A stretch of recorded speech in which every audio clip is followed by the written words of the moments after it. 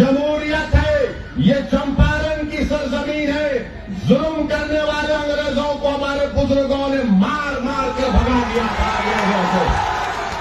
अब आपको सिर्फ 11 तारीख को वोट डालना है राणा रंजीत को। क्या आप वोट डालेंगे राणा रंजीत को? क्या आप इन तमाम की बत्ती गुल करेंगे?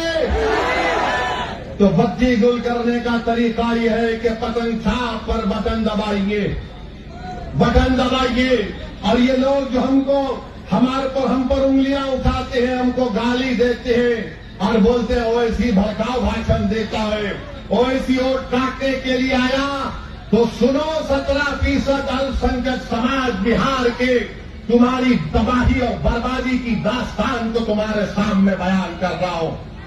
क्या तुम जानते हो कि मुसलमान महिला 90% मुसलमान महिला अपने घर में मजबूर हो जाती है अपने बच्चे औलाद को जन्म देने के लिए। कहां गया तुम्हारा विकास? ये मैं नहीं कह रहा हूं, बिहार सरकार का डेटा कह रहा है। बिहार सरकार का डेटा कह रहा है 28% लोग बिहार के पलायन करके चले जाते हैं, जिसकी वजह से बिहार के 30 से 50% घर अपने बेटे से, अपने बाप से, अपनी औलाद से, शौहर से महरूम हो जाते हैं। ये विकास है? ये तुम्हारा डबल इंजन की सरकार है? 43% लोग बिहार के अपना पेट पालने के लिए, अपनी औलाद को पढ़ाने के लिए, अपनी बहनों की शादी कराने के लिए घर बार छोड़ के चले जाते। और देश के प्रधानमंत्री आकर कितना बकते हैं, कितना बोले जाते हैं।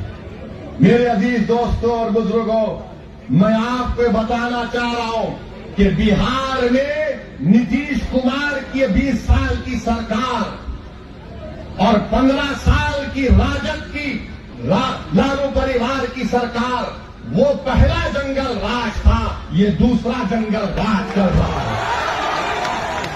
इन दोनों जंगल राज से बिहार को छुटकारा दिलाना है। क्या आप इस जंगल राज को खत्म करेंगे? अगर आप जंगल राज को खत्म करने का इरादा कर लिए तो यकीन जानिए बिहार अपनी तरक्की की ऊंचाइयों तक पहुंच जाएगा। और ये जो हमारे तेजस्वी के साथ जो लोग हैं, बार बार हमको निशाना बनाते हैं।